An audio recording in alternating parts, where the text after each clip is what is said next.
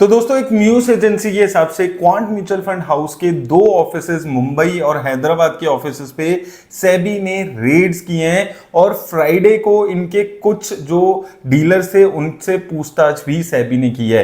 तो यहां पर शक है सेबी को कि यहां पर फ्रंट रनिंग स्कैम जो हमने कुछ टाइम पहले एक्सिस म्यूचुअल फंड में देखा था उसका ही सस्पिशन यहां पर क्वांट म्यूचुअल फंड हाउस पे भी किया गया है और इसलिए ये रेड्स यहां पर की गई है। पूरी न्यूज क्या है एक बार हम डिटेल में यहां पर देख लेते हैं न्यूज आर्टिकल के हिसाब से। तो यहां पर सेबी को फ्रंट रनिंग की शक है कि उसकी वजह से सर्च एंड सीजर के ऑपरेशंस यहां पर क्वांट म्यूचुअल फंड हाउस के ऑफिसेस में किए गए हैं। तो यहां पर आप देखेंगे इनके दो ऑफिसेस लोकेशन मुंबई और हैदराबाद में ये कंडक्ट किए गए हैं ऑपरेशंस। और यहां पर दो ऑपरेशंस जो किए गए हैं, एक तो इनका जो हेड ऑफिस है, हेडक्वार्टर है मुंबई में, वहां पर किए हैं। और इसके अलावा सोर्स बता रहे हैं अभी कोई कंफर्मेशन नहीं आई है, ना सेबी ने कुछ कंफर्म किया है ना ही म्यूचुअल फंड हाउस ने कुछ कंफर्म किया है, लेकिन मुंबई और हैदराबाद इन दो लोकेशंस पे यहां पर सर्च एंड सीजर का प्रोसेस की रेड यहां पर क्वांट म्यूचुअल फंड के पे लगी है। तो यहां पर देखें आप फ्राइडे को क्वांट के डीलर से और persons connected with the case were also question.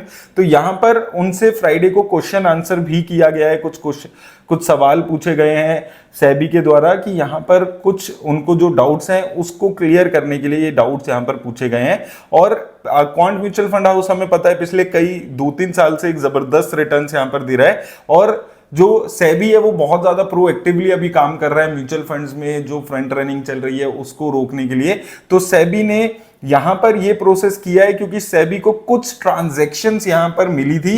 यहां पर अगर आप देखेंगे उनको एविडेंस मिले थे, उन्होंने कुछ कॉम्प्लेक्स ट्रांजैक्शंस को यहां पर पकड़ा था जिनको देखकर उनको ये लगा है कि ये जो चीजें हैं ये फ्रंट रनिंग यहां पर क्वांट म्यूचुअल फंड हाउस से की जा रही है। फ्रंट रनिंग होती क्या है वो मैं आपको बता देता हूं। ये एक इलीगल प्रैक्टिस है जिसमें जो फंड मैनेजर हैं या फिर डीलर हैं या ब्रोकर है उनको पहले से पता होता है कि ये म्यूचुअल फंड हाउस कौन सा म्यूचुअल फंड खरीदने वाला है, कौन से स्टॉक्स को आगे आने वाले टाइम में खरीदने वाला है। और वो जैसे ही वो म्यूचुअल फंड उस स्टॉक को खरीदने वाला होता है उससे 1-2 दिन पहले वो खुद उस स्टॉक को खरीद के रख लेते हैं या दूसरे लोगों को टिप दे देते हैं कि ये शेयर है, ये हमारी म्यूचुअल फंड हाउस खरीदने वाला है, आप लोग पहले से खरीद लो। और उसका बेनिफिट यहां पर लोगों को मिलता है। सिमिलर केस हमने 2 या 3 साल पहले एक्सिस म्यूचुअल फंड में भी देखा था जहां पर 2-3 डीलर्स पकड़े गए थे।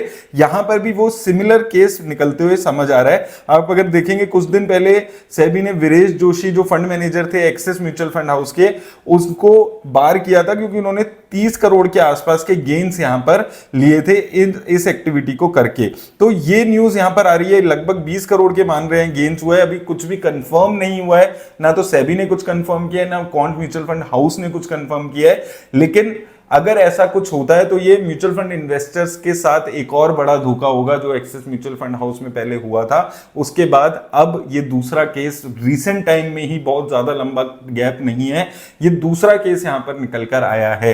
तो लेट्स सी कि क्या होता है, ऑफिशियल कुछ कंफर्मेशन आती है या नहीं आती है, वो चीजों का वेट करेंगे। और काफी इन्वेस्टर्स के सवाल आ रहे थे कमेंट सेक्शन में कि अब हमें म्यूचुअल फंड में क्या करना चाहिए। देखिए आपको अभी कुछ भी डिसीजन नहीं लेना है।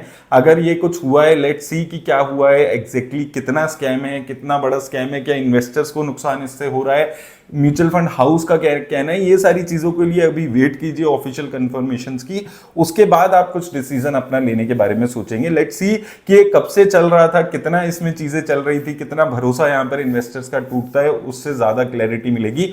जब तक कोई ऑफिशियल कंफर्मेशन नहीं आती है इधर सेबी या फिर क्वांट म्यूचुअल फंड हाउस की तरफ से, तब तक आप पेशेंस के साथ इस न्यूज को ट्रैक करते रहिए, फॉलो करते रहिए। उम्मीद करता हूं आपको हेल्प मिलेगी। धन्यवाद।